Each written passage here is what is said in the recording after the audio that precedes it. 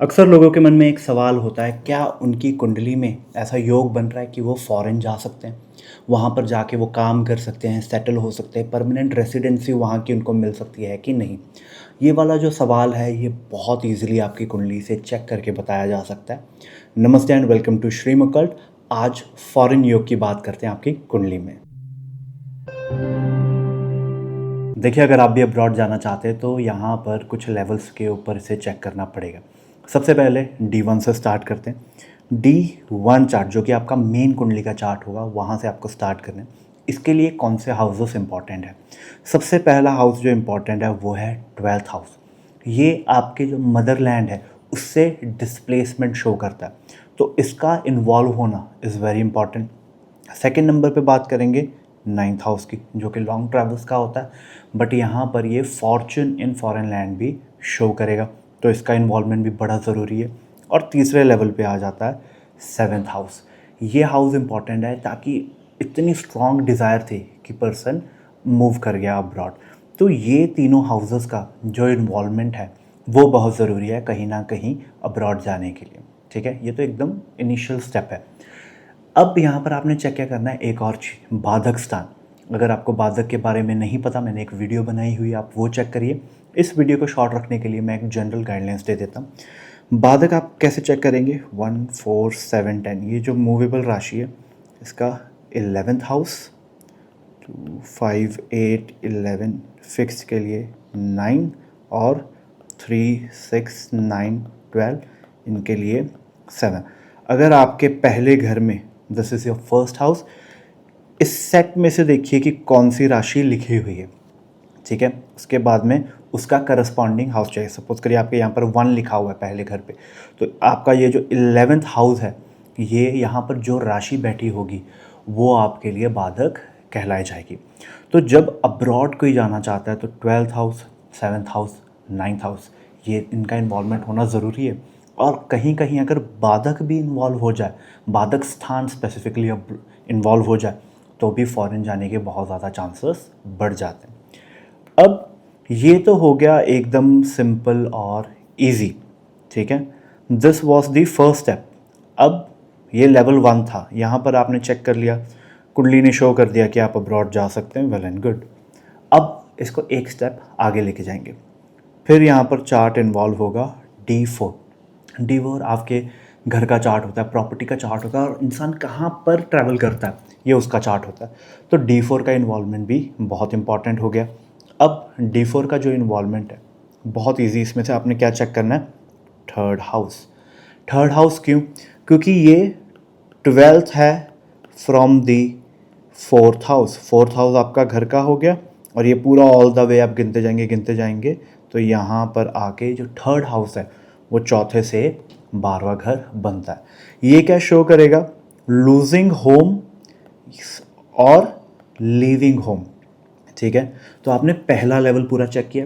Check करते करते फिर आप D4 में आए। D4 में आप चेक कर रहे हो कि थर्ड हाउस एक्टिवेट हो रहा है कि नहीं, यहाँ पर योग ऐसे बन रहे हैं कि नहीं जहाँ पर थर्ड हाउस एक्टिवेट हो जाए और वो घर को लीव करने के ऊपर मजबूर कर दे। ठीक है, तो यहाँ पर इसका इन्वॉल्वमेंट ज़रूरी है। इवन यहाँ पर आप चेक करेंगे, अगर मान लीजिए 12th हाउस, ये वाला घर, ये इन्वॉल्व हो रहा है D4 के अंदर, तो क्या होगा कि पर्सन बाहर तो चले जाएगा बट वो अपनी फैमिली को बहुत ज़्यादा मिस करेगा। 9th हाउस इन्वॉल्व हो गया तो पर्सन बहुत ज़्यादा किस्मत वाला होगा। जैसे वो अब्रॉड मूव करेगा उसके भाग्य खुल जाएंगे, किस्मत बहुत ज़्यादा अच्छी उसकी चलने लग जाएगी। तो ये चीज़ें भी आप चेक कर सकते हैं। अनदर बेस्ट थिंग आप क्या चेक कर सकते हैं कि कहीं बाधकेश के साथ या बाधक स्थान के साथ कोई कनेक्शन तो नहीं बन रहा D4 में। D4 में भी आप चेक कर सकते हो। जब आप चेक करोगे तो क्या पता लगेगा, कुछ लोग होते हैं जिन्हें कंट्री छोड़ के जाना पड़ता है क्योंकि यहाँ पर उनके सर्कमस्टेंसेस ही बहुत ख़राब हो जाते हैं, या तो उनके फैमिली में ही बहुत सारी प्रॉब्लम्स होती है, इसके लिए वो छोड़ के जाते हैं, या फिर उनका कोई प्रॉपर्टी का प्रॉब्लम पड़ जाता है, गवर्नमेंट के साथ कोई चक्कर पड़ जाता है जिसकी वजह से उन्हें कंट्री लीव करना पड़ता है। तो वो अगर बाधक के साथ इन्वॉल्वमेंट होगा तो यहाँ पर वो दिख जाएगा। अब यहाँ तक भी लेवल 2 ही है, इसके आगे भी बढ़ना पड़ेगा लेवल 3 के ऊपर। जब आपने लेवल 1 पे चेक किया, अप्रूवल आ गया, you will move to level 2। अब लेवल 2 पे अप्रूवल आ गया, you will move to level 3। अब लेवल 3 क्या है? ATP। एनुअल तिथि प्रवेश चार्ट, हर साल का एक चार्ट निकलता है आपके जन्म तिथि के पास, जब सूर्य और चंद्रमा की एग्जैक्ट वही डिग्री होती है जब आपका जन्म हुआ था तब होती है। तो वो आपके जनरली आपके बर्थडे के आसपास ही होती है। वो जो तिथि होगी, वो जो डेट होगी, उसके अकॉर्डिंग एक पूरे साल का चार्ट निकल के आएगा, पूरे साल की कुंडली निकलेगी। उससे हम देखते हैं कि इस साल में क्या होने वाला है। अब हमें वहाँ पर आ जाना है। तो तीसरे लेवल पे सबसे पहले यहाँ पर देखिए, बाहर जाने के लिए कौन सी राशियाँ इंपॉर्टेंट है। Water science. वाटर साइंस कौन से? 4, 8 एंड 12। एंड सरप्राइजिंगली एक और सेट ऑफ यहाँ पर राशि इन्वॉल्व होंगी। किसकी होगी? शनि की और राहु की। तो वो कौन सी हो गई? 10th and 11th। 10th Capricorn, क्योंकि वो शनि की है, और एक्वेरियस उसका राहु सेकेंडरी लॉर्ड है। तो यहाँ पर इसका इन्वॉल्वमेंट होना भी ज़रूरी आ जाता है। This is level 3।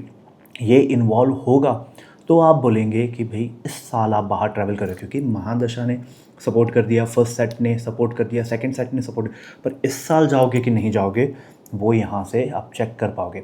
अनदर एक चीज़ होती है जिसे साहम कहा जाता है। आई डोंट नो कि I am pronouncing it correctly, अगर गलत है तो आई एम रियली सॉरी। एक होता है जल पताना साहम और एक होता है परदेश साहम। ठीक है, इसका कॉन्सेप्ट बड़ा ही सिंपल सा है यहाँ पर, बट ये नॉर्मल लेवल पे कोई कर नहीं पाएगा, एक्सपर्ट होना पड़ेगा आपको एस्ट्रोलॉजी पे इसको करने के लिए।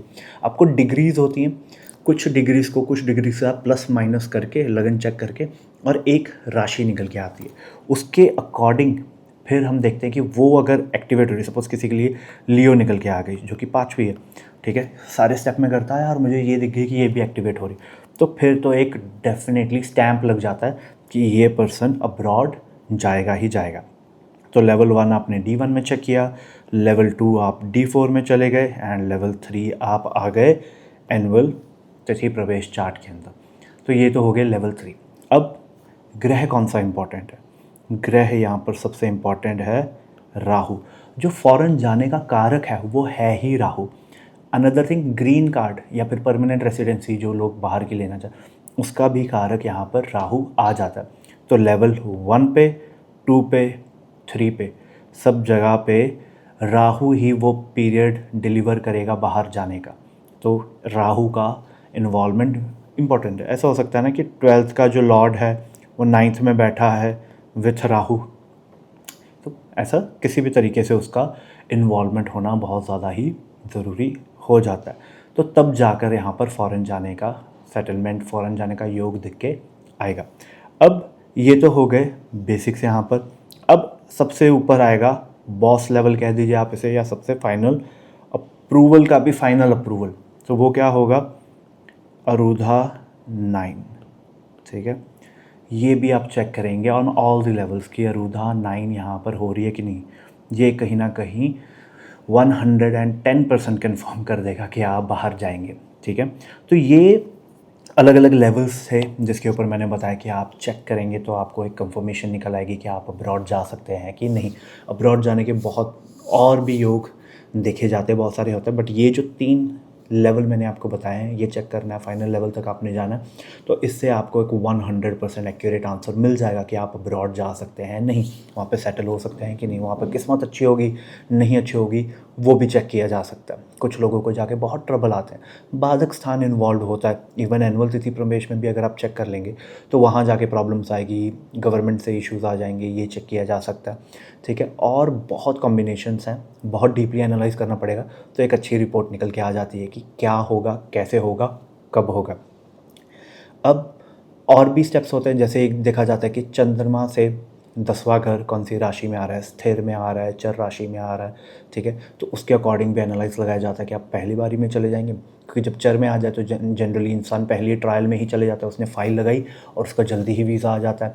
ठीक है, स्थिर में आ जाता है तो भी वो उसको जाने के चांसेस थोड़े से कम हो जाते हैं। ठीक है, अगर वो डुअल में आ जाता है तो वो पहली ट्राई में नहीं जाएगा, उसको एक आध रिफ्यूज़ल लग सकता है। तो ऐसे और बहुत सारी टेक्निक्स है जिससे चेक किया जा सकता है कि आप एक गो में जाओगे। पहली बात तो आप जाओगे कि नहीं ऐसे चेक करेंगे, फिर आप एक गो में जाओगे, जाने के बाद किस्मत खुलेगी कि नहीं खुलेगी, स्ट्रगल करोगे कि नहीं करोगे, इसमें ट्रांजिट्स का भी रोल आ जाएगा। तो बहुत डिटेल में चेक करके इसको बता सकते हैं। आप को ये समझ आया तो वेल एंड गुड, नहीं तो आप कंसल्टेशन बुक कर सकते हैं। I definitely help you with it. I hope कि मैं आपको कुछ नया समझा पाया, नया सिखा पाया। इन केस आपको कुछ नहीं समझ आ रहा आप कमेंट सेक्शन में मेंशन करिए।